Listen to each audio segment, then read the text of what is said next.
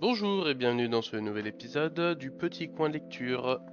Nous allons pouvoir continuer notre lecture du, euh, du livre Les Maîtres des Brisants, le tome 2, Le Secret des Abîmes.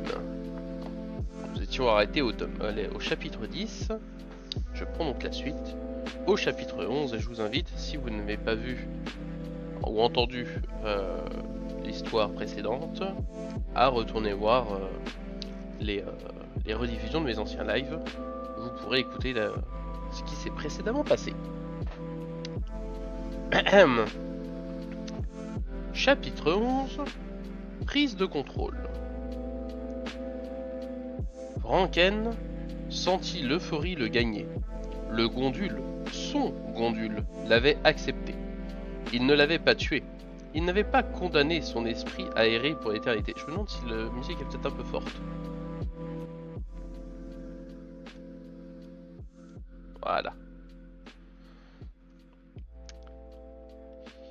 Il n'avait pas condamné son esprit à errer pour l'éternité dans les brisants. Il n'était pas devenu fou de rage. Il n'avait pas réduit le rongeur d'os en morceaux. Avec le recul, Vranken s'en voulut de sa peur et de ses hésitations. Mais c'était fini. L'animal s'était réveillé et avait plongé avec délice dans le tourbillon des abîmes. Il avait généré son propre chemin blanc et maintenant il traçait sa route dans l'espace en direction de Nifel.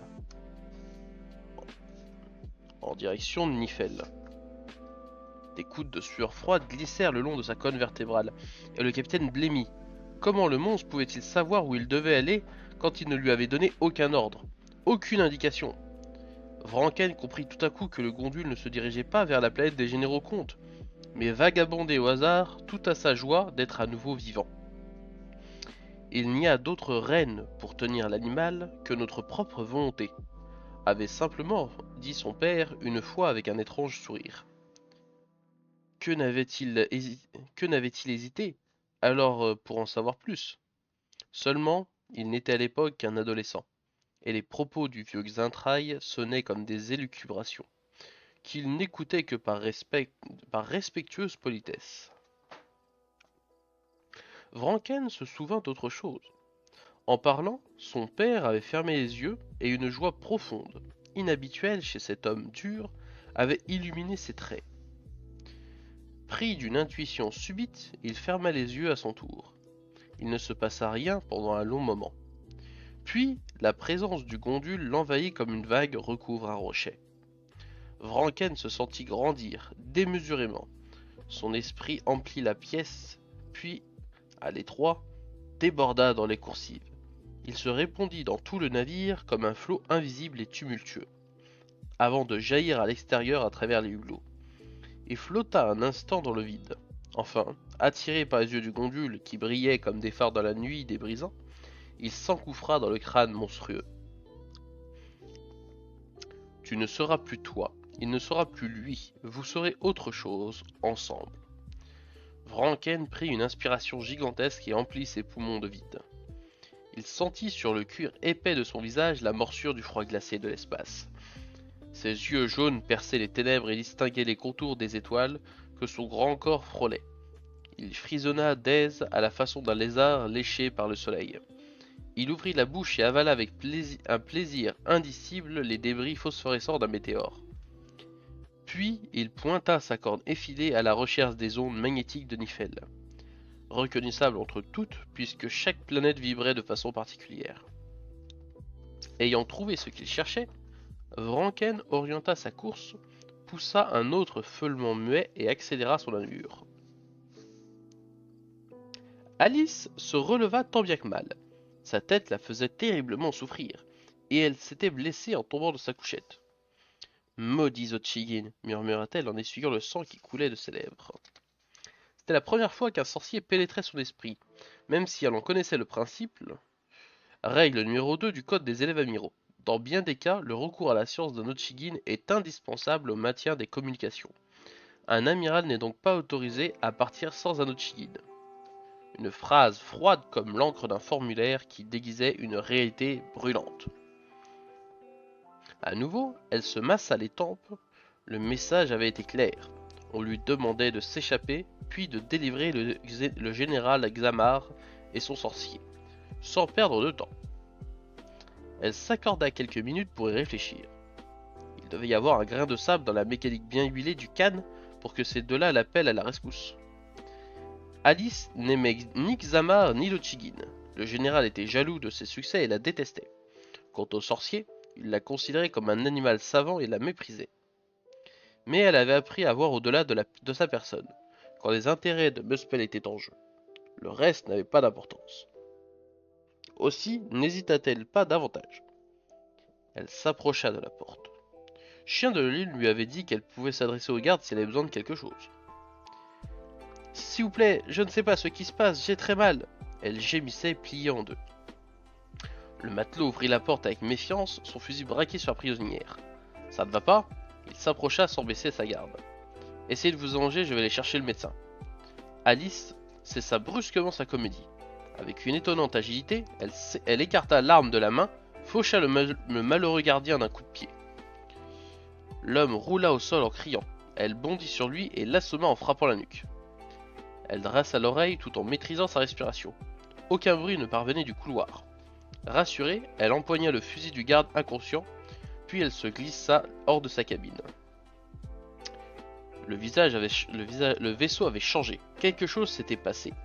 Aux vibrations, elle avait compris depuis un moment qu'il s'était remis en route. Mais il y avait autre chose. L'éclairage ne provenait plus des ampoules électriques, mais d'antiques plaques de métal luminescentes. Elle toucha une cloison. Curieusement, elle n'était pas froide. Peut-être que c'était tout cela qui inquiétait Xamar. Elle se demanda un instant si elle n'en avait pas trop dit à Vranken lors de leur dernier échange. Avait-elle lâché, malgré elle, une information capitale? Non, sans doute. Et tant pis de toute façon, elle avait aimé ce moment. Le temps passait, elle quitta son niveau pour descendre dans les cales. S'orienter dans les couloirs ne constitua pas un problème. L'oiseau fantôme envoyé par le Chigin grésillait encore en elle comme un fer rouge, la guidant plus sûrement qu'une ligne tracée au sol. Elle parvint bientôt en vue de la cabine transformée en cachot, que gardaient deux matelots. Elle s'aplatit contre la cloison. Il n'y avait pas à hésiter. Elle devait profiter de l'effet de surprise pour les abattre avant qu'ils aient le temps de utiliser leurs armes. À cette pensée, ses membres se mirent à trembler. Elle n'avait encore jamais tué personne. Enfin, jamais directement, de sa propre main. Ses décisions stratégiques envoyaient régulièrement des hommes à la mort, sans qu'elle-même n'ait besoin de le voir. Mais il s'agissait alors de pions dans une partie de Go, de lumière sur une console, qui brillait puis s'éteignait, remplacée par d'autres. Autant qu'il en fallait. La réalité s'imposa à elle avec brutalité. Les hommes qu'elle allait devoir tuer étaient cette fois de chair et de sang, d'un sang qui coulerait aussi rouge que l'oiseau de Muspel.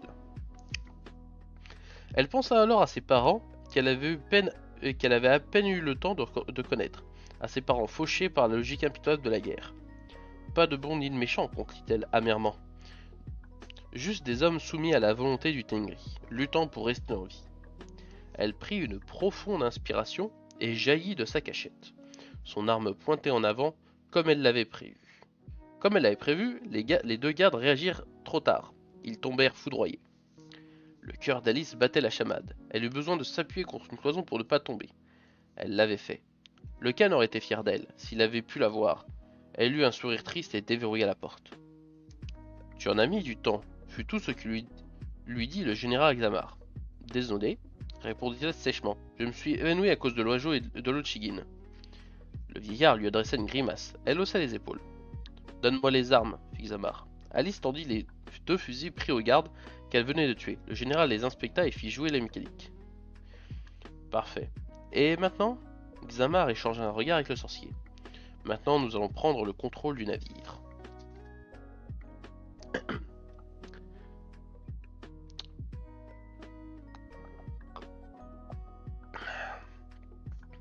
Chapitre 12. Embuscade. Roland courait en direction du dortoir qui hébergeait les rescapés de Planète Morte. Il était en poste devant la porte du temple lorsque Morgane avait surgi bouleversée. « Il y a quelqu'un? Vous êtes là ?» Morgane avait paru infiniment soulagée en le découvrant. « C'est important, Roland. J'ai vu des choses horribles. Dans ma vision, le général de Muspel s'est échappé. Il tuait tout le monde et s'emparait du rongeur d'os. Je n'arrive pas à contacter Raymore. Essaye de le trouver, préviens-le, raconte-lui ce que je t'ai dit, fais vite. Puis elle s'était à nouveau enfermée dans le temple. Roland n'avait pas perdu de temps. Il savait que les Fradoda avaient des pouvoirs et Marc Xavier lui avait raconté les exploits de Morgane. Non, il n'avait même pas songé à mettre en doute les craintes de leur ami. Il s'était précipité. Mais pas en direction du poste de pilotage. Morgane avait dit elle-même, le maître d'équipage ne répondait pas. Comment savoir ce qui avait déjà pu se passer? Le stagiaire avait décidé de demander l'aide du seul homme à bord en qui il avait confiance. Le commandant Brinks Vorbranx, lui, saurait quoi faire. Malgré ses efforts, Alice ne parvenait pas à entrer dans l'action. Elle traînait la jambe derrière. L'Otchigin, suivie par le général sur le qui-vive. Elle ressemblait à une spectatrice jetée malencontreusement dans l'arène par la foule. La jeune femme ne ressentait ni excitation ni joie à l'idée de reprendre l'avantage. Comment était-ce possible? 2 jours plus tôt, elle jubilait encore en voyant le vaisseau de Chien de la Lune partir en flammes. Elle pensa de nouveau à Vranken et découvrit avec étonnement qu'il était la cause de son apathie. Elle sut que certaines choses avaient perdu de leur importance et que d'autres en avaient acquis. De tout son cœur, elle souhaita que Vranken n'ait pas la mauvaise idée de surgir à portée du tir du général. C'est hors d'haleine que Roland fit irruption au milieu des soldats de Planète Morte. Commandant, une chose très grave, une menace contre le navire. Calme-toi, Roland, commença par le dire Brinks, en le faisant s'asseoir. Bien, quand tu seras capable de nous raconter, quand tu en seras capable, tu nous raconteras ce qui t'arrive. La dizaine d'hommes valides sur les 30 que composait la garnison embarquée à bord du Rongeur d'Os fit cercle autour du stagiaire. Depuis les combats dans les sous-sols de Planète Morte, tous ici le considéraient comme l'un des leurs.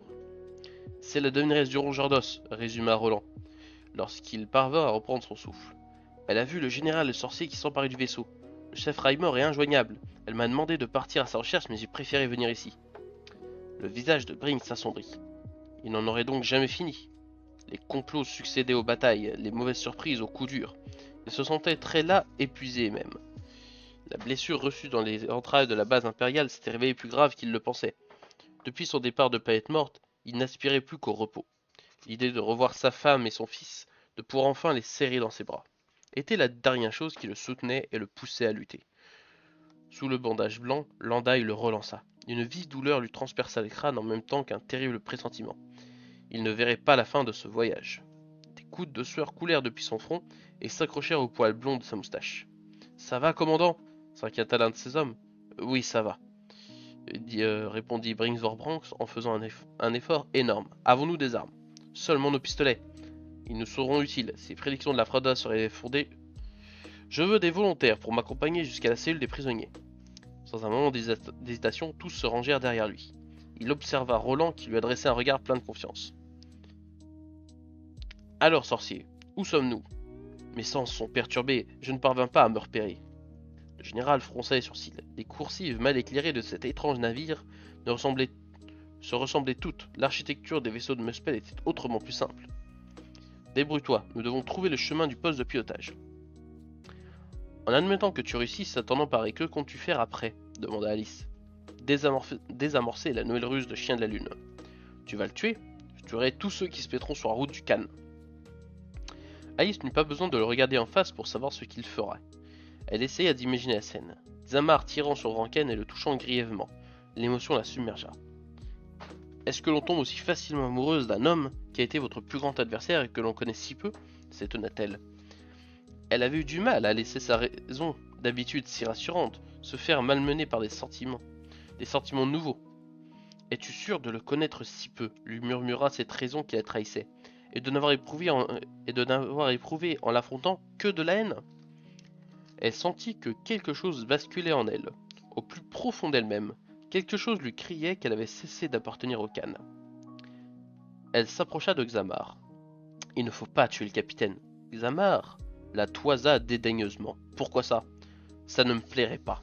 Tiens, ironisa le général. Chien de la Lune aurait planté ses crocs dans le cœur de la pieuvre. J'ai toujours dit au Khan que c'était une erreur de confier à des femmes des postes importants. Cracha le Chigin. Elles sont trop faibles Elles sont trop faibles, trop soumises à leurs émotions. Peu importe ce que tu penses des femmes, vieillard, je dis que Chien de la Lune ne doit pas mourir. Pourtant, transa Xamar, il vaut mieux pour lui qu'il meure. Être livré vivant au Khan est un sort que je ne souhaite à personne. Considérant la discussion close, il fit signe à Lochigin de repartir. Mais celui-ci ne bougea pas. « Que se passe-t-il » chuchota Xabar. « Quelqu'un vient » annonça le sorcier à voix basse.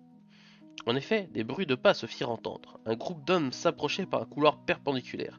Le général et son sorcier se préparaient au combat. Ces idiots parlent et marchent normalement. Nous allons bénéficier de l'effet de surprise. Alice, qu'est-ce que tu attends ? La jeune femme resta figée sur place, au milieu du couloir, près de l'intersection. Son arme pendait, retenue par une sangle à son épaule. Elle regarda ses deux compagnons plaqués contre la paroi, de chaque côté du couloir, prêts à ouvrir le feu. Elle vit les hommes qui arrivaient.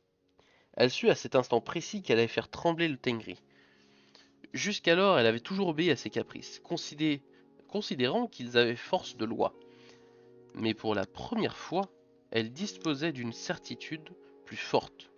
Elle éprouvait des sentiments pour Vranken, et elle ne voulait pas le perdre, même si elle devait payer au prix fort son insolence.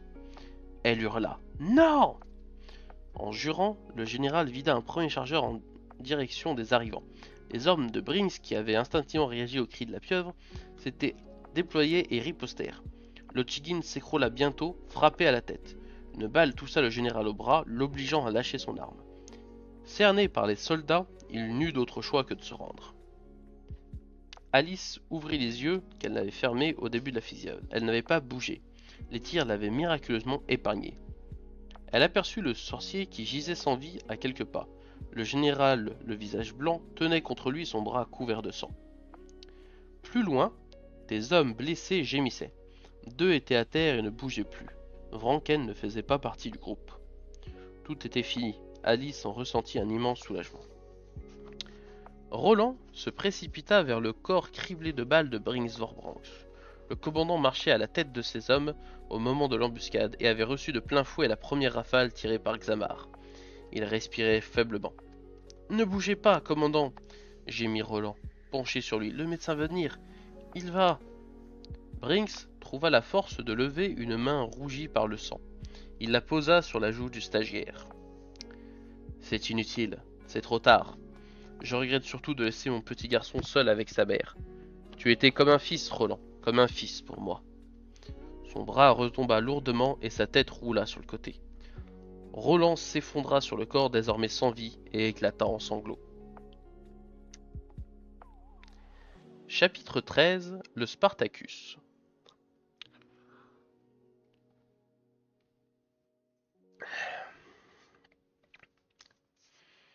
Des turbulences agitèrent un moment le navire qui emmenait les prisonniers à Kengar. Fraulfida serra plus fort la main de Mathilde. « Vois-tu, jeune fille, les généraux comtes et les Fradoda travaillaient ensemble autrefois. Ils ont offert un empire à Nifel, il est grand temps aujourd'hui de renouer l'alliance. »« Alliance entre qui et qui ?» répondit Mathilde sur un ton provoquant. « Je ne vois qu'une vieille femme et 2 gamines. »« Tu as raison et tu as tort. Les devineresses, dans la force de leur âge et de leur art, sont en effet éparpillées sur la planète et dans la galaxie où elles servent de leur mieux les intérêts de Nifel. Il ne reste à Urde que de vieux professeurs et leurs jeunes élèves. Mais nous représentons, et tu représentes, quelque chose pour Muspel et pour Nifel. Sinon, pourquoi sommes-nous enfermés ici? Admettons, que proposez-vous? Je propose, Mathilde, que nous commencions par trouver un moyen de sortir d'ici. Sortir de cette prison volante? Ce n'est pas gagné, ironisa-t-elle encore. Tu peux rester otage et te morfondre dans ce tas de ferraille si tu veux, répondit Fraulfida. Quant à moi, je pense qu'il est important de ne pas renoncer. Se battre pour sa liberté, c'est déjà être libre. Mathilde ne répondit pas. Le vieux professeur sentit que son discours avait fait mouche. Mais, Fraulfida, comment voulez-vous que l'on s'évade d'un endroit pareil? Demanda Alexandrine. Elles promenèrent leurs regards sur les murs métalliques, totalement dépourvus d'ouverture. Je connais bien ce genre de vaisseau, dit alors Mathilde. Mon père en possède plusieurs. Nous sommes dans la partie qui tient lieu d'étable. Il n'y a que 2 portes, la grande ouvrant sur l'extérieur pour embarquer le bétail, et la petite permettant d'accéder au cockpit. Tous les 2 sont solidement fermés. Oublions les portes, dit Fraulfida. Y a-t-il des exochaloupes de sauvetage à bord? Sang de troll, bien sûr, s'exclama la jeune fille. J'aurais dû y penser. Il y en a une du côté des cabines et une autre de ce côté-là, derrière le sas bloqué par un code. Un code? Un code chiffré. C'est le même qui est utilisé pour accéder aux différentes parties du vaisseau, mais nous n'avons pas d'ordi bureau pour le pirater. On ne peut pas enfoncer le sas. Il est conçu pour résister à la charge d'un taureau sauvage d'Alsvin. Il nous faut donc le code, conclut Fraulfida. Bien. Mathilde, je te demande de ne pas nous déranger. Et toi, Xandrine, écoute-moi très attentivement. Lorsque nous arriverons à Kenningar, les guerriers de Muspel entreront dans cette pièce. Ils seront donc obligés de taper le code pour ouvrir l'une des portes. Ce sera pour nous l'unique occasion de le découvrir. Vous voulez dire, Fraulfida, s'étonna Xandrine, que vous allez essayer de lire cet avenir-là, mais nous ne disposons d'aucune source. Nous pouvons nous passer de sources. Les Fradodas sont capables d'anticiper les événements. Les novices s'y entraînent fréquemment, en jouant au ping-pong ou au tennis par exemple, n'est-ce pas? Ces prévisions-là ne dépassent jamais quelques secondes, cela ne nous avance pas beaucoup. C'est vrai, mais il y a un moyen. En nous tenant par la main et en nous concentrant suffisamment, nous pouvons unir nos pensées. Ensuite, l'une après l'autre, nous rebondirons sur nos anticipations comme si on faisait la courte échelle à tour de rôle. Il faudra aller le plus loin possible, tu as compris? Je crois. La devineresse et la novice s'assirent et se prirent par la main. Comme à l'exercice, lança Fraulfida. Je commence, tu continues, je recommence, et ainsi de suite, jusqu'à ce que l'une d'entre nous aperçoive une main composer un code sur le boîtier de commande.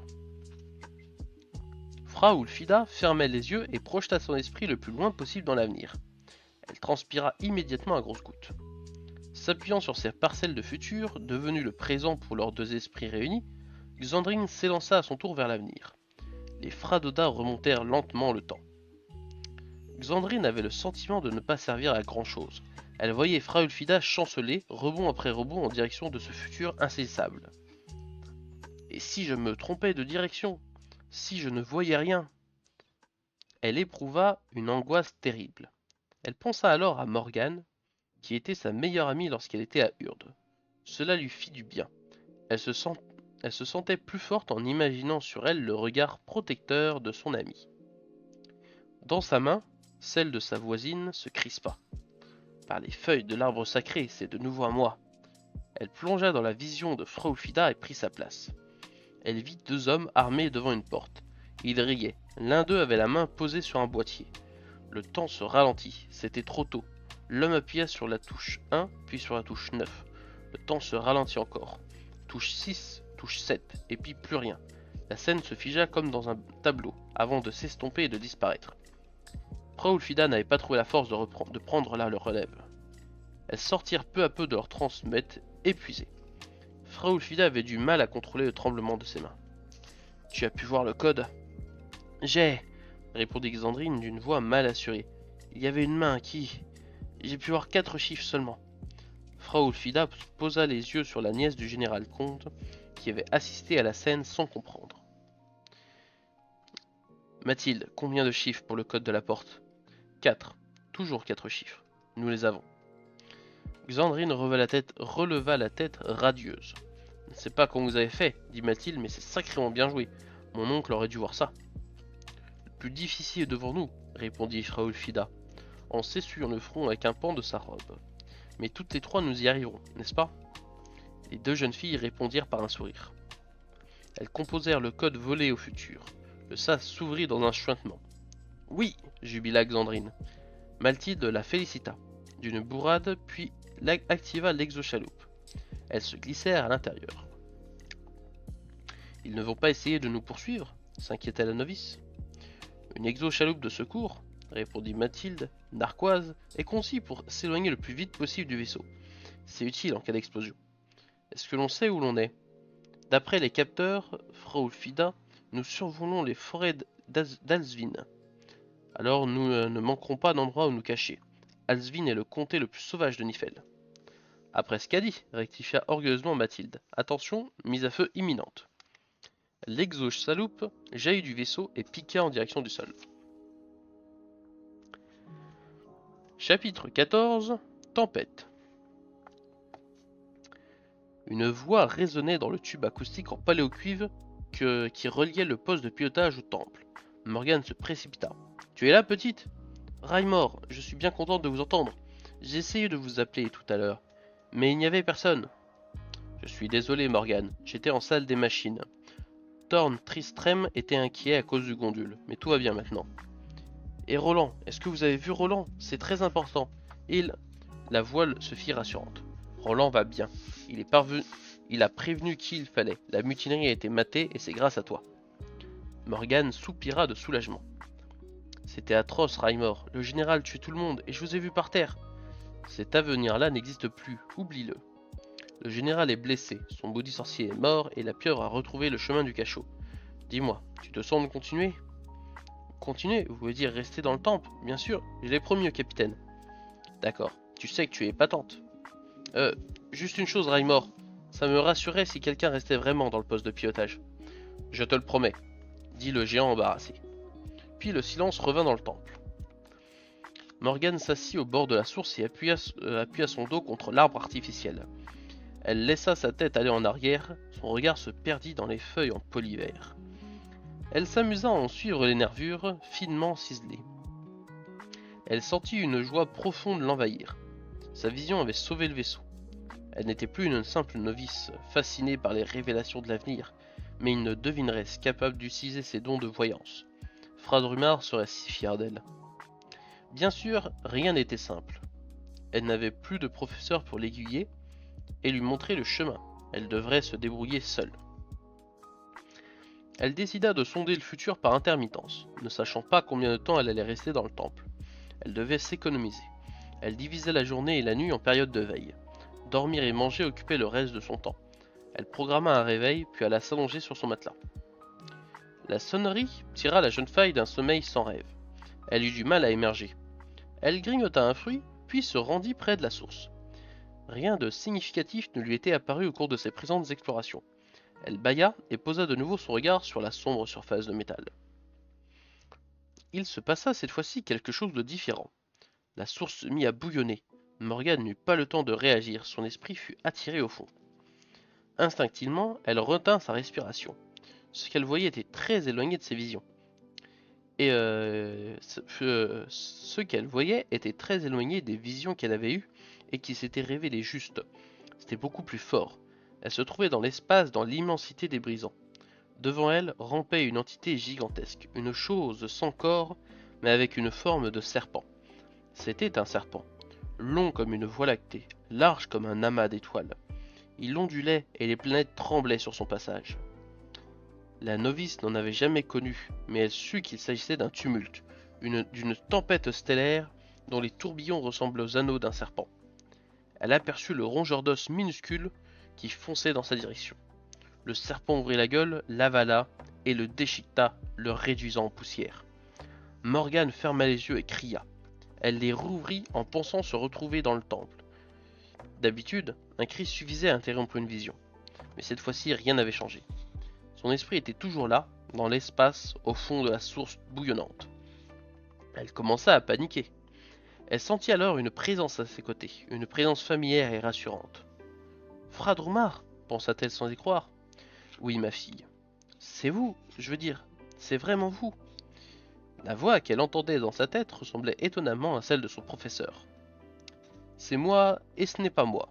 Je fais maintenant partie de la source, Morgan. Lorsque Bragg Svipdag m'a assassiné, mon sang s'est mêlé au polymétal. Un peu de moi a survécu, et je hante désormais les portes du futur. La novice faillit se mettre à pleurer. Son imagination lui jouait sans doute des tours, mais elle en était heureuse. Fradrumar lui manquait tellement. Je n'appartiens pas à ton imagination, ma fille, dit la voix comme si elle devinait ce que Morgan ressentait.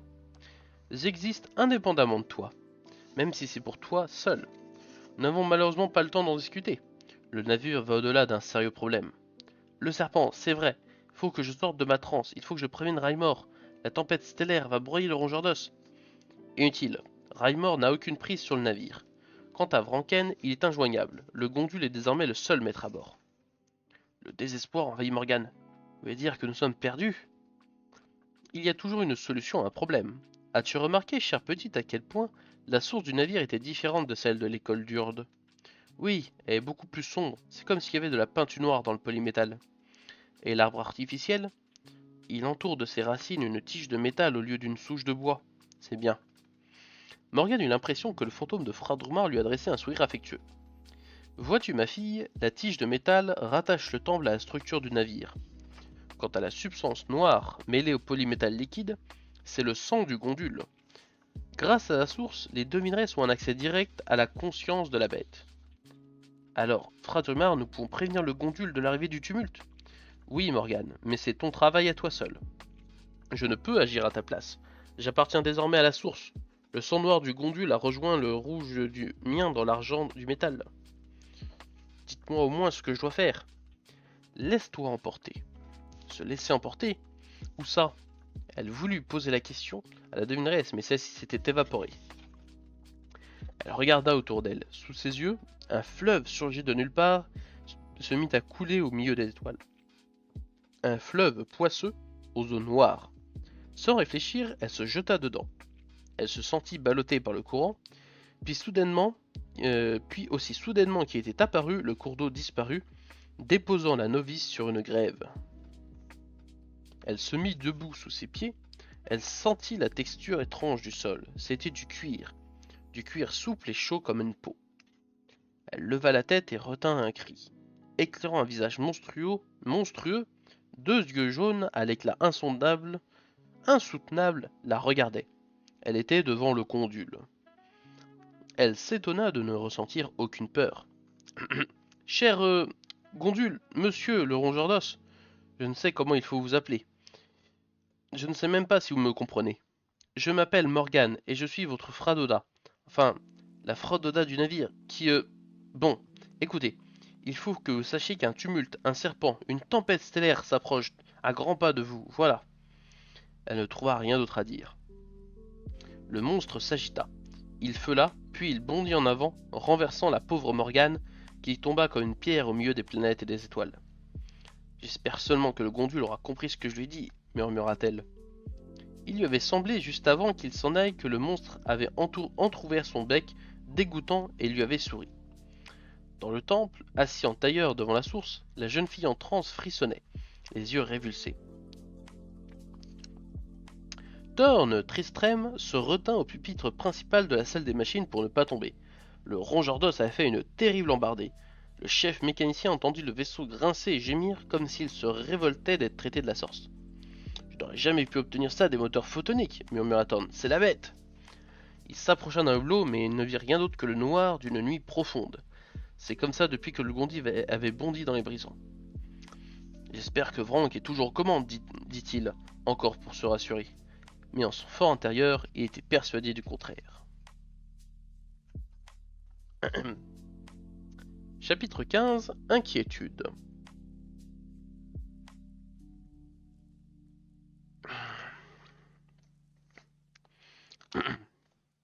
Ça va aller, petit? Roland opina en ravalant ses larmes. Ce pauvre Brinks n'a pas eu de chance, mais il a été courageux. Sans son action, à la tête des hommes de Planète Morte, nous serions en fâcheuse posture. Bumpoche couina sur son épaule, comme pour le rappeler à l'ordre. Raymore calma le cyberrat d'une caresse, puis il ébouriffa les cheveux du garçon avec sa grosse main et quitta la cabine des stagiaires. Il n'avait pas le temps de jouer les consolateurs.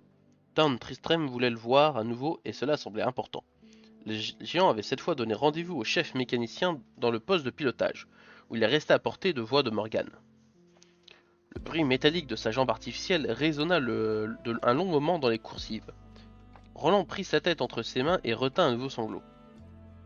Xavier et moi on est désolés, dit Marc en abandonnant sa couchette pour venir s'asseoir à côté de lui.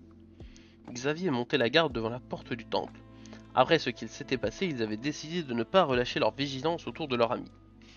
Merci, c'est gentil, répondit Roland dans un hoquet. Le commandant était quelqu'un de ta famille?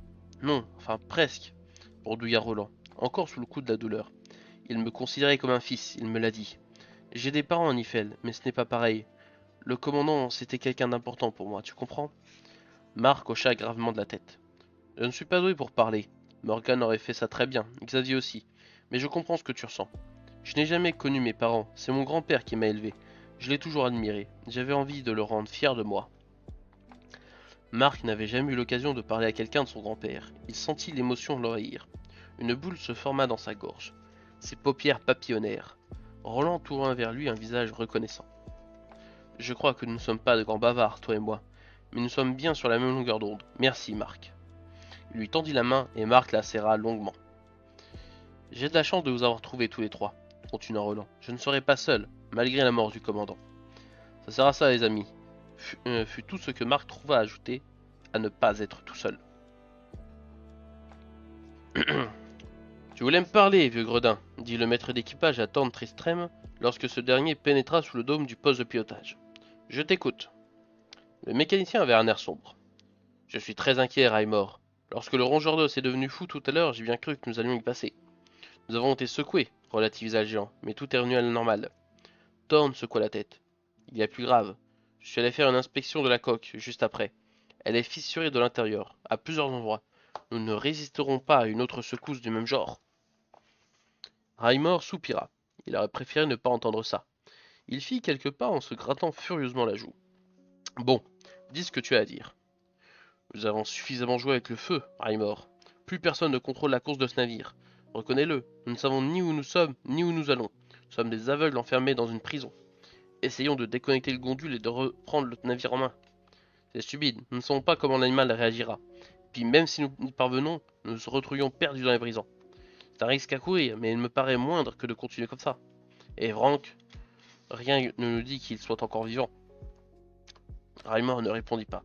Il y avait déjà réfléchi avant même que Thorn ne lui soumette cette idée, ne la lui soumette, à cette idée d'arrêter l'expérience. Mais il l'avait rejetée, parce que contrairement au mécanicien, il était persuadé que Franck était en vie et maîtrisait le gondule. Ma décision est prise, Thorn, annonça-t-il. Nous continuons. Je pense qu'il vaut mieux risquer de mourir en gardant l'espoir d'arriver à Nifel à temps, plutôt que de rester vivant et d'assister impuissant à l'agonie de l'Empire. Thorn Tristram dévisagea le géant en silence. Très bien, Raymore, se rendit-il enfin. Mais c'est toi, et toi seul, qui en prends la responsabilité. Sacrebeu, je la prends, cette responsabilité, Thorn, mon ami. En 10 ans de course, le capitaine nous a-t-il déçus? Non, reconnut-il. Alors, s'exclama Raymore en marchant vers la table et en s'affalant dans l'un des fauteuils. Je te propose de faire un sort à cette bouteille de prune en souhaitant courage et bonne chance à son propriétaire. Le visage du chef mécanicien s'éclaira de nouveau. Après tout, tu as peut-être raison. Faire confiance à Vranck, pourquoi pas? À part Vranken de Xintrailles, capitaine du Rongeur d'Os. À Vranken de Xintrailles, capitaine du Rongeur d'Os. Lâcha-t-il avec fatalisme en levant son verre. Et aux puissances. Oui, vieux gredin. Aux puissances.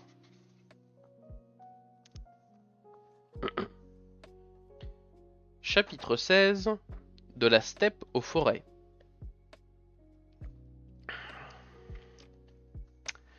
Atli Blodox sortit contrarié de la tente où venait d'avoir lieu la cérémonie de contact entre Oshigin. Les nouvelles n'étaient pas bonnes. Les sorciers de Muspel ne parvenaient pas, malgré leurs efforts conjugués, à entrer en contact avec leurs confrères capturés par Chien de la Lune, en même temps que la pieuvre et le général Xamar. Avant de lancer la suite du plan, il était pourtant impératif de savoir si la flotte impériale avait quitté le secteur. La seule information positive provenait de l'expédition qui s'était mise en route 5 ans plus tôt. Elle arriverait bientôt en vue de Planète Morte.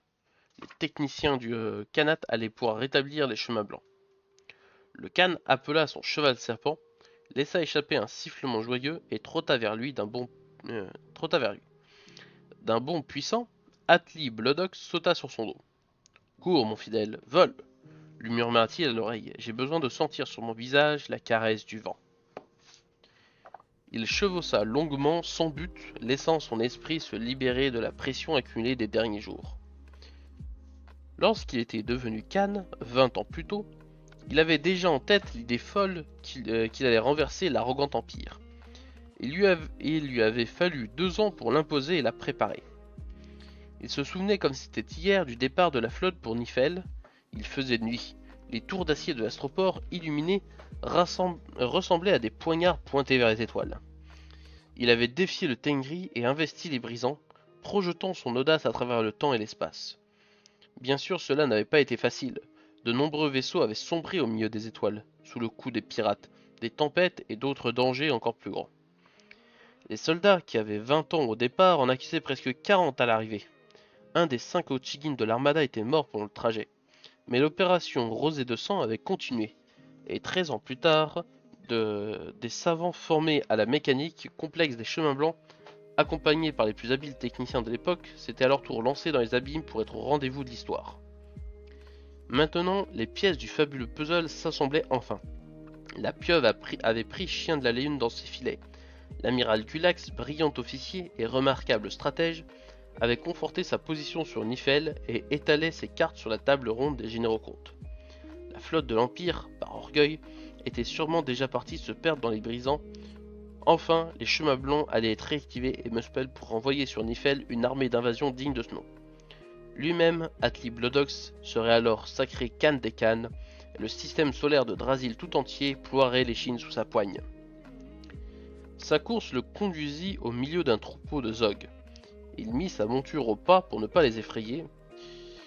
2 chiens lions énormes qui gardaient les pets se précipitèrent dans sa direction en grondant. Il les calma de sa voix grave, puis avisant des tentes de feutre dressées à l'abri du vent derrière un muret de pierre, il posa le pied à terre. Les éleveurs le reçurent avec simplicité et lui offrirent un bol de lait encore chaud, qu'il but avec plaisir. Il n'eut pas besoin de se présenter. Ses yeux gris lumineux, l'oiseau rouge qu'il portait tatoué sur le torse, barré par une longue cicatrice blanche, était connu de tous. Mais dans la rudesse de la steppe, un homme était un homme, ni plus ni moins. Le Khan parla avec eux de la dernière pluie qui avait été abondante, et de la qualité de la laine, meilleure que jamais cette année. Il y vit un bon présage, et félicita le chef de clan pour la beauté de ses filles et la vigueur des enfants. Il pria avec eux le Tengri pour qu'il continue à leur être favorable. Puis, il remonta sur son cheval serpent et prit le chemin de son campement. Le combat n'était pas encore terminé, il ne l'était jamais à Muspel.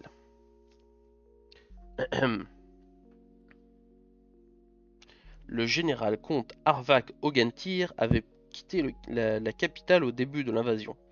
Son épouse Lena ne s'était pas fait prier longtemps pour le suivre. Des rumeurs effroyables couraient à propos de la sauvagerie des guerriers de Muspel. Tous deux s'étaient réfugiés dans le comté de Skadi, dont Arvak avait la charge. Il y possédait une maison confortable. Le général comte, poussé par les plus renommés de ses amis, avait eu en arrivant des velléités combatives. La province montagneuse à souhait se prêtait admirablement à la résistance, mais une convocation de l'officier de Muspel, supervisant le comté, l'avait rapidement calmé. Il se murmurait même que le général comte avait été soulagé que sa nièce Mathilde figure parmi les otages, exilés par l'amiral Gulax. Ne bénéficiait-il pas ainsi d'un solide argument pour ne pas suivre les plans de ses amis? Quant à Lena, qui n'avait pourtant cessé de trembler pour Xavier, et se faisant transmettre des nouvelles quotidiennes de planètes mortes, elle se félicitait à présent que son fils fût à bord d'un navire à l'autre bout de la galaxie. Là-bas au moins, il était en sécurité. L'exochaloute du Spartacus, programmé pour atterrir dans une zone habitée, se posa dans le chuintement strident de son petit moteur photonique, à proximité d'un village Syrie équipé d'un minuscule spatioport. Alsvin était un comté forestier et tirait l'essentiel de ses ressources de l'exploitation et du commerce du bois. Comme Mathilde l'avait prévu, le vaisseau mère n'avait pas cherché à les suivre. Et maintenant, demanda Xandrine en s'extirpant de l'embarcation. Éloignons-nous de l'exochaloupe, proposa Mathilde. Elle est sans doute équipée d'une balise.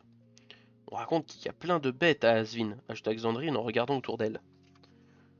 Sous les arbres immenses et touffus, l'obscurité était inquiétante. L'endroit où l'exochaloupe avait crevé la futaie faisait comme un puits de lumière rassurant. Nous trouverons sûrement un navire au village, dit Frau Elfida. Nous serons en tout cas en sécurité. Je doute que les guerriers du Khan soient déjà venus jusqu'ici. Ensuite, il faudra trouver une cache d'où nous pourrons continuer à nous battre. Vous comptez défier Muspel? La voix de Mathilde n'avait plus rien de moqueur. Pourquoi pas? Nous avons bien réussi à nous évader alors que tu pensais que c'était impossible. Vous avez une idée derrière la tête, j'imagine. Gagné, mais pour la mettre en application, nous avons besoin d'une cache équipée d'une technologie. L'idéal... Non, nous avons besoin d'une cache équipée d'une techno-antenne. L'idéal serait de pouvoir disposer également d'une source sacrée, mais il ne faut pas en trop en demander. Je connais une station polysportive désaffectée au cœur des montagnes de Skadi. Elle possède une antenne et une source, dit Mathilde, après avoir réfléchi un court instant. Vraiment, ce serait formidable, s'emballa la vieille femme. On peut discuter de tout ça en chemin, non dit Xandrine, pressée de quitter les lieux. Frau Ulfida acquiesça. Elle dressa une prière à l'arbre sacré. Son plan était ambitieux et elle allait avoir besoin de tous les soutiens possibles. Chapitre 17. La vaste mer. Morgane tombait dans la pénombre de l'espace. Les astres qu'elle apercevait autour d'elle apparaissaient et disparaissaient, lui étaient parfaitement inconnus. Les brisants n'ont ni commencement ni fin, se dit-elle amèrement. Je suis condamnée à aller nulle part. En tournant la tête, elle aperçut une branche qui pendait dans le ciel. Une branche d'arbre qui l'accompagnait dans sa dégringolade. Sans s'étonner ni réfléchir, elle l'agrippa. L'univers arrêta de bouger et elle cessa de chuter. Surprise, elle ferma les yeux.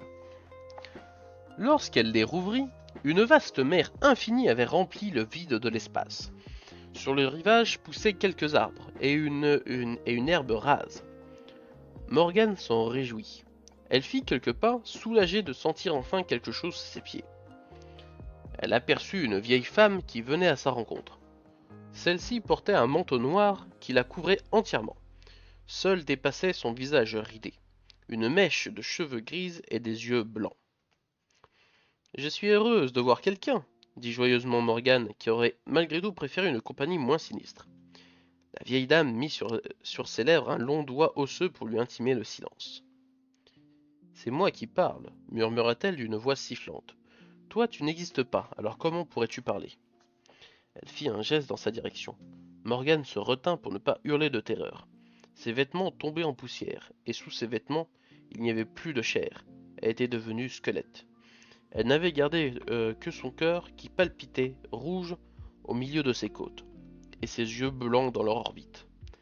La jeune fille s'était transformée en un squelette qui pouvait marcher et penser. La vieille sourit, découvrant une bouche édentée. Voilà qui est mieux, on apprécie davantage le grand air quand on est nu.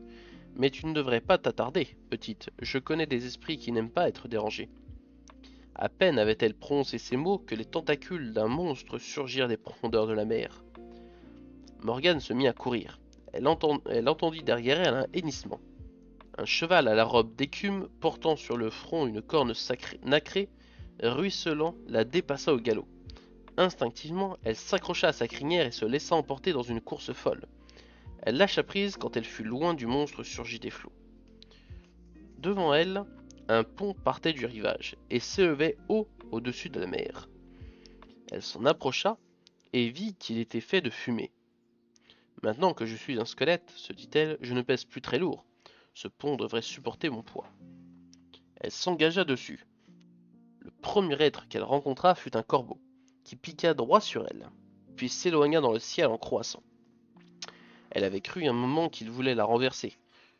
Plus loin, un renard lui barra la route en montrant les dents. Il ne semblait pas du tout décidé à s'effacer. « Allons, renard, fit une voix grinçante derrière lui, laisse la petite tranquille. » Morgane vit apparaître une autre vieille, revêtue du même manteau que la première, mais dans une version rouge. « Merci, madame, dit-elle, La vieille femme mit un doigt devant sa bouche. « Seules les choses dont le cœur bat ont le droit de parler. » Elle fit un geste et Morgane sentit une douleur dans sa poitrine. Elle regarda à l'intérieur entre les os. Son cœur avait disparu. La vieille le tenait dans sa main. Elle le frotta avec un pan de son manteau. Pour finir, elle souffla dessus, s'approcha de la jeune fille et le remit en place. « Voilà qui est bien. Tout marche mieux avec un cœur neuf. Mais tu devrais aller ton chemin. Les esprits de mauvaise humeur peuvent parfois être méchants. » Morgane se retourna et découvrit un énorme crapaud qui avançait vers elle lourdement avec un regard effrayant. Elle s'enfuit en courant. De l'autre côté du pont se dressait un temple, au sommet d'une colline. Devant l'entrée principale, assise sur une pierre, une troisième vieille attendait, drapée dans son grand manteau blanc. Morgane grimpa vers elle d'un pas énergique. Lorsqu'elle fut à sa hauteur, la colère la saisit. Elle mit l'une de ses mains de squelette sur sa hanche et pointa l'autre en direction de la vieille femme. « Oui, je sais, vous allez dire que je ne dois pas parler, mais j'ai le droit de savoir ce qui m'arrive, non ?» La vieille se mit à rire et se redressa. « C'est en effet un peu tôt pour parler, dit-elle d'une voix caressante, mais tu as le droit de savoir. Pour cela, il suffit de porter un autre regard sur ce qui t'entoure. De ses ongles crochus, elle creva les yeux de Morgane. La jeune fille étouffa un cri, elle sentit le sang couler sur les os de son visage. La vieille femme sortit de sa poche 2 billes de métal.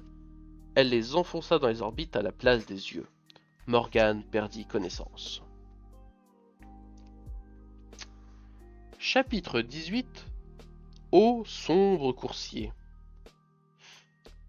Vranken remarqua un changement dans le comportement du gondule. On aurait dit que le monstre ralentissait son allure.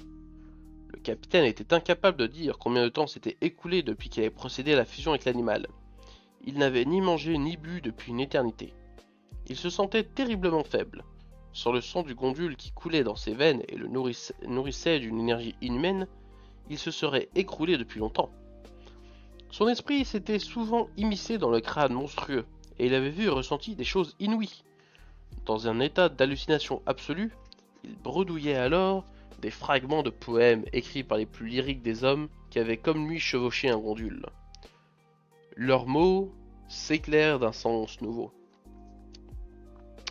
J'entrais dans une bête aux grandes écailles, portant 100 têtes. Un dur combat est sous la racine de sa langue, un autre est sur sa nuque. Un crapaud noir et fourchu, pourtant, sans griffes, un serpent moucheté à crête. Ce fut bientôt en Eridan, où accoururent les étoiles pour la grande bataille. Archemar, en tête de ligne, heurta une armée furieuse. Akamar se dressa dans l'enclos. Zorak arrêta une mer grondante. Cursa ne lâcha pas pied. Drasil, malgré son grand désir, fut armé avec retard. Non à cause de sa couardise, mais à cause de sa grandeur. Je fus enfin sous une multitude de formes avant d'être libéré. Je fus goutte d'eau dans les airs, je fus la plus ardente étoile.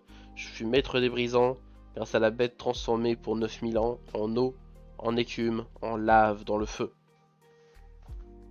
Une fois, alors qu'il voyait par les yeux du gondule, il avait cru apercevoir, flottant devant lui, le spectre translucide de Morgane, la petite novice. Elle le mettait en garde contre un serpent. Le serpent moucheté dont parlaient les poèmes. Il avait ressenti de la joie en la voyant. Il lui avait souri. Puis il avait interrompu sa course un bref instant pour scruter les brisants. Il avait bien fait. Il allait droit sur un tumulte qui l'aurait brisé comme une bille en terre entre des cyberdoigts. Il s'était brusquement dérouté pour contourner la tempête. Elle était passée si près qu'il avait senti craquer ses côtes. L'animal réduisait l'allure. Vranken en était certain maintenant. Aux vibrations familières qui agitaient la corne du gondule, il comprit qu'ils arrivèrent aux abords de Nifel. Il se relâcha, comme il aurait voulu s'endormir. Mais il fallait d'abord reprendre le contrôle du rongeur d'os et passer le relais aux machines de Thorn Tristram. Il s'approcha ses lèvres du micro et murmura d'une voix presque inaudible. « Je te mets la bride, ô sombre coursier, que le repos t'enchaîne, que le sommeil te prenne jusqu'à la prochaine chevauchée. » Il n'eut pas besoin de hurler cette fois-ci, le rongeur d'os s'immobilisa instantanément. Obéissant à son seigneur et frère de sang, le gondule feula une dernière fois, puis ses grands yeux jaunes se fermèrent. Le cuir de sa peau recouvrant le métal du navire redevint dur et sec. La tête monstrueuse se racornit et se figea dans une expression terrifiante. Les sangs cessèrent de se mêler, et les sondes en paléocuivre se détachèrent d'elles-mêmes des bras de Vranken. Il se leva de son siège en chancelant. Là où il était resté assis, le cuir conservait la marque d'un corps pesant des tonnes. Il s'appuya sur le dossier du fauteuil d'oricalque, dans le tourbillon des pensées qui l'assaillirent. Le visage d'Alice se fraya un chemin. Vranken s'accrocha à cette image comme à une bouée de sauvetage. Il trouva l'énergie de gagner la sortie en s'aidant des cloisons. Il dénicha la serrure à tâtons, pressa avec peine le bouton déclenchant l'ouverture. Le panneau grinça, libérant le passage. Il fit un pas. La paroi se referma en sifflant derrière lui. Arrivé au bout de ses forces, le capitaine s'effondra sur le plancher métallique. Lorsque le rongeur d'os s'arrêta, Raimor sut immédiatement que la course du gondule venait de prendre fin. Il entendit les moteurs photoniques repartir. Un à un, les instruments de navigation s'allumèrent. La lumière vive refit son apparition. Le géant cligna des yeux et s'approcha des panneaux de verre. L'extérieur avait cessé d'être cette nuit noire, insondable. Le géant reconnut par-delà le dôme l'amas d'astéroïdes de la Vola, qui signalait la proximité de Nifel. Bon sang, jura Raimor. Vranck a réussi. Tu entends, même poche? Cette sacrée tête de mule a réussi. Une larme perla à ses paupières. Le cyberrat couina bruyamment, comme pour partager la joie de son maître. Un technophone sonna. Surpris, Raimor ne répondit pas tout de suite. Il s'était habitué au silence de la technique. Chef, lança un matelot, on vient de trouver le capitaine dans une coursive à la proue. Il est sans connaissance. Par la corne du gondule, prenez immédiatement le médecin et conduisez-le à l'infirmerie. Je vous y rejoins. Raimor ne quitta pas tout de suite le poste de pilotage. Il appela Thorn Tristem dans la salle des machines. Thorn, vieux boucle, tout va bien pour toi? Les moteurs ronronnent de nouveau, les niveaux d'énergétique sont bons. On dirait que le rongeur d'os est redevenu lui-même. Raimor, je ne te cache pas que j'en suis content. Moi aussi, qu'est-ce que tu crois? Grommela le géant. Bon, on reste discret pour l'instant. Nous sommes près de Nifel dans la Vola. Éteins tout ce qui pourrait trahir notre présence. Il allait poser le technophone à côté de la barre, mais se ravisa. Morgan devait pouvoir le joindre à tout moment. Il cria à son intention dans le tube acoustique. Je m'en vais, mais j'emporte mon technophone. Il marche de nouveau. Il s'étonna de ne pas avoir de réponse, mais l'envie d'aller retrouver Ranken fut plus forte que son inquiétude, et il haussa les épaules. La petite dormait peut-être. De toute façon, ses amis stagiaires n'étaient jamais très loin. S'il y avait un problème, il serait vite au courant. Il dévala l'échelle aussi vite que lui permettait sa jambe polymétallique. Chapitre 19. Le berceau de fer.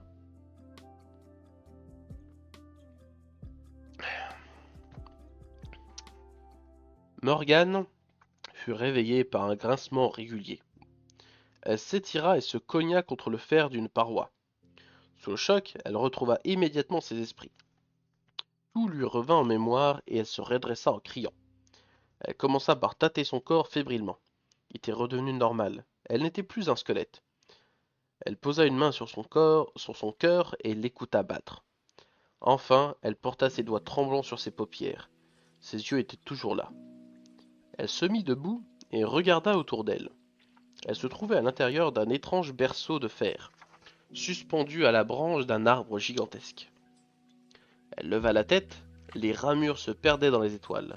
Se pencha par-dessus bord, le tronc disparaissait dans les tréfonds de l'espace. Elle chercha ensuite d'où provenaient les grincements et se rendit compte alors que le berceau bougeait, bercé par les mains osseuses des trois vieilles. Les puissances, s'exclama-t-elle sans réfléchir. Nous avons eu raison, mes sœurs, de prendre soin d'elle, dit la vieille au manteau noir. Vous avez vu comme elle se tient droite?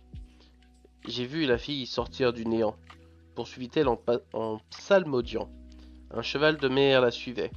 Il boitait, le pied blessé, aussi blanc que la neige brillante. Pourtant, au front, une corne d'argent. J'ai vu le kraken venir à leur rencontre, à faire trembler le rivage d'épouvante. Tiens bon, cheval de mer, tu te reposeras demain. J'ai dévêtu la fille et elle est devenue légère comme le vent. J'ai vu ses pieds nus courir sur le sable jusqu'au pont de brume. J'étais doucement endormi quand j'ai entendu l'oiseau appeler, couina la vieille au manteau rouge. Vieux corbeau marin, va-t'en, tu ne peux rien faire, Tu ne peux faire festin de chair avec un squelette. Puis le renard a flairé son cœur. C'était le cœur d'une égarée. Alors je l'ai pris et je l'ai nettoyé. Et toi, crapaud, que fais-tu là, au creux de la brume, avide des âmes de passage? Quand le soleil se couche, quand la mer s'enfle, j'entends sur le seuil du temple, termina la vieille au manteau blanc. Quand on ne me cherche pas, on me trouve, et quand on me cherche, on ne me trouve pas. Peu importe ce qu'il adviendra, ce qui doit être sera. J'ai enlevé ses yeux pour lui donner des neufs. Qu'est-ce que c'est que ce charabia? Demanda Morgane, interdite, lorsque les vieilles se furent tues. Tu es morte et tu es née à nouveau. Tu es la même et tu es une autre. Tu as désormais le pouvoir de voyager à la recherche de l'unité. Elles secouèrent le berceau. Morgane perdit l'équilibre et tomba au fond. L'une après l'autre, les trois vieilles se penchèrent au-dessus. Moi qui t'ai mise nue, dit la noire, je t'offre ton esprit gardien. Le cheval de mer t'a choisi. Il t'accompagnera dans les sphères. Moi qui t'ai nettoyé le cœur, dit la rouge, je t'offre un collier de perles de verre qui t'aidera dans les voyages stellaires. Moi qui t'ai offert tes yeux, dit la blanche, je t'offre un nom secret. En prononçant un nom, on crée une réalité. Tous les noms se réfèrent à quelque chose. Les puissances te connaîtront désormais sous le nom de Wishven. Wishven aux perles de verre. Puis elle disparut et Morgane resta seule. Quel étrange rêve, songea-t-elle en se recouchant au fond du berceau de fer. Il paraît si réel. J'ai vraiment eu l'impression d'être un squelette, et quand la vieille m'a arraché les yeux... Ah, est-ce que vraiment les puissances ressemblaient à ça? Trois vieilles femmes ridées et voûtées? Les textes sacrés des Fradoda disaient que les premières devineresses étaient trois, qu'elles ne prédisaient pas l'avenir mais qu'elles en décidaient. Quant aux esprits, ces mêmes textes n'en parlaient pas beaucoup. C'est plutôt dans la tradition des Ochigin qu'on les trouve. Maintenant que j'y pense, je n'ai jamais entendu Frau Ulfida ni Fra Drumar me parler de ce genre de rêve. Un peu plus tard, elle essaya de s'endormir, se disant qu'elle finirait bien par se réveiller dans le temple du rongeur d'os. Mais le sommeil ne vint pas, et la jeune fille sentit l'inaction lui peser. Elle n'allait pas passer le reste de sa vie dans un berceau. Elle grimaça sur le bord et agrippa la branche qui supportait la nacelle. Elle s'y hissa, puis, prudemment, car le vide en dessous était infini, elle rampa en direction du tronc. Tomber à nouveau ne lui disait rien du tout. Alors, vers le haut ou vers le bas? Le bas lui semblait plus facile. Elle se laissa glisser le long du tronc de l'arbre immense. Chapitre 20. Le prix du devoir. Morgane, Morgane, ça va? Marc tapa plus vigoureusement contre la porte du temple. On est arrivé, le vaisseau s'est arrêté, dit Xavier. Pourquoi ne sort-elle pas? Elle dort peut-être, hasarda Roland. Les coups l'auraient réveillée, répondit Xavier. Quand on veillait Marc à l'infirmerie, elle sursautait au moindre mouvement. L'inquiétude qui les avait réunis tous les trois devant le tente s'amplifiait. La jeune fille avait pris l'habitude de venir régulièrement tapoter contre la porte, en signe d'amitié pour celui qui était de garde de l'autre côté, et qui s'empressait de lui répondre pour la rassurer. Son silence depuis de longues heures a fini par les oppresser. Qu'est-ce qu'on fait? On devrait aller voir Raimor. Peut-être qu'il a des nouvelles. Qui y va? Allez-y tous les deux, soupira Marc. Je ne me sens pas à courir à l'autre bout du vaisseau. Et puis, il faut que quelqu'un reste, pour le cas où elle se déciderait à sortir. Xavier et Roland disparurent bientôt à l'angle de la coursive. Raimor était assis au chevet de son capitaine, qui venait tout juste de reprendre connaissance. Il tenait la main de Vranken entre ses grosses pattes. On lisait sur son visage qu'il était malheureux. Le capitaine est dans un état de faiblesse extrême, avait prévenu le médecin. Il ne sera pas en mesure de quitter ce lit avant une bonne semaine. De ce fait, Vranken n'avait pas bonne mine. Ses traits étaient tirés, et il était affreusement blanc. Bon sang, Vran, qu'est-ce que tu as fait? Se lamenta le géant. J'ai fait mon devoir, vieux, rien que mon devoir. Raimor dut tendre l'oreille pour entendre la suite du murmure. Dis-moi, est-ce que l'on est arrivé? On est aux portes de Nifel, Franck, au milieu de la Vola. Vranken esquissa un pâle sourire. On a réussi alors. Oui, Vranck, tu as réussi, mais à quel prix? Peu importe le prix, mon vieil ami. Tout se paye, tu le sais bien. Toi qui marches aujourd'hui avec une jambe en ferraille.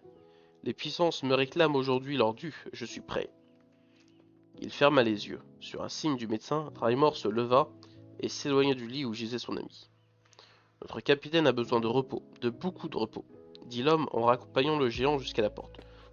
Je vous tiendrai informé de ses progrès. Raimor serra le poing à en faire blanchir les jointures. Il était bien avancé. À quoi servait-il d'avoir échappé aux pièces diaboliques du Khan si Vranken n'était pas capable d'organiser l'indispensable contre-attaque? Raimor entendit le bruit d'une course. Roland et Xavier surgirent devant lui, complètement essoufflés. « Chef, on vous cherche depuis une heure. Au réfectoire, on nous a dit que vous étiez ici. »« Bah vous m'avez trouvé, » dit Raimor. « Qu'est-ce que vous avez de si important à me dire ?»« C'est Morgane, » grogna Roland. « On a peur qu'il soit arrivé quelque chose. »« Morgane ?» Le géant se rappela alors du silence de la novice dans le tube acoustique. « Oui, continua Xavier. Elle ne répond pas quand on tape à la porte. » Il s'apprêtait à rassurer le garçon en lui disant qu'elle dormait sûrement, lorsque le cyberrat se dressa sur son épaule et fixa Xavier de son œil noir. « Dis-moi, Bumpoche, murmura Raimor à l'adresse de l'animal, qu'est-ce que tu veux ?» Bumpoche poussa un petit cri. Son maître colla sa joue contre lui. « Tu crois vraiment ?» répondit-il à une affirmation muette. « Ma foi, pourquoi pas? Oui, ça peut marcher. » Les deux stagiaires regardaient le maître d'équipage interloqué. Vous dites quelque chose, chef osa Xavier. Rien du tout.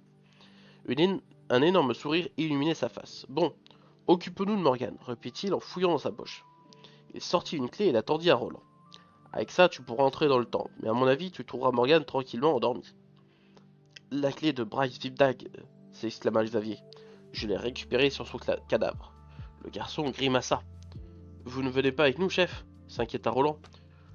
Nous ne venons pas avec toi, corrigea Raymore. Je garde Xavier, j'ai besoin de son aide pour un travail important. Xavier leva vers lui un regard étonné. S'il y a un problème, appelle-moi, conclut le géant en lançant un technophone à Roland. Sans attendre sa réaction, Raymore prit autoritairement Xavier par l'épaule et fit demi-tour. Roland regarda la clé et le technophone. Il se gratta la tête. Soupira, puis, renonçant à comprendre, repartit en direction du temple où l'attendait Marc. Les hommes ne doivent pas savoir, personne ne doit savoir, récapitula Raymore pour lui seul. Officiellement, Vranken sera aux commandes, tout seul. Impossible de bluffer, mais par la corne du gondule, Bumpoche a raison, je ne suis pas seul, j'ai un stratège avec moi. Le colosse ouvrit brutalement la porte de l'infirmerie. Doc, il faut vous barricader, l'état du capitaine doit rester secret, c'est un ordre. Si j'ai vent de rumeurs, je vous arrache la langue et je la donne à manger à mon rat. Satisfait, Raymore quitta la pièce, laissant le médecin abasourdi. Maintenant, mon garçon, suis-moi, dit-il à Xavier. À travers le hublot étroit de la cellule, Alice découvrit les astéroïdes de la Vola. Elle comprit aussitôt que Vranken avait réussi, par un incroyable tour de magie. Le rongeur d'os était revenu à Nifel. Elle sourit, se moquant d'elle-même. Elle avait en effet souvent imaginé son arrivée sur la planète de l'Empire. Jamais, cependant, comme une prisonnière. Les murs de la pièce où l'on l'avait enfermée après l'échec de la mutinerie étaient nus, et une paillasse grossière en constituait le seul mobilier. Elle regretta la cabine du capitaine, non pas à cause du confort, mais à cet instant précis, elle se serait volontiers allongée sur la couchette de Vranken. Elle aurait pu alors fermer les yeux et ne plus penser à l'échec de sa mission, ni à la colère du Khan. Fin du chapitre 20 et fin de cet épisode. Je remercie tous ceux qui ont écouté cette histoire, que ce soit en live ou en écoutant cette rediffusion. Je vous invite à, si vous êtes satisfait, à mettre un pouce bleu, on sait jamais. Et je vous invite également à mettre un commentaire si vous avez des propositions, des réactions, j'adorerais avoir votre avis. Et peut-être me proposer d'autres œuvres que vous aimeriez que je lise dans le futur. Sur ce, je vous souhaite à tous de prendre soin de vous et de passer les meilleurs moments possibles. Au revoir et merci de m'avoir écouté.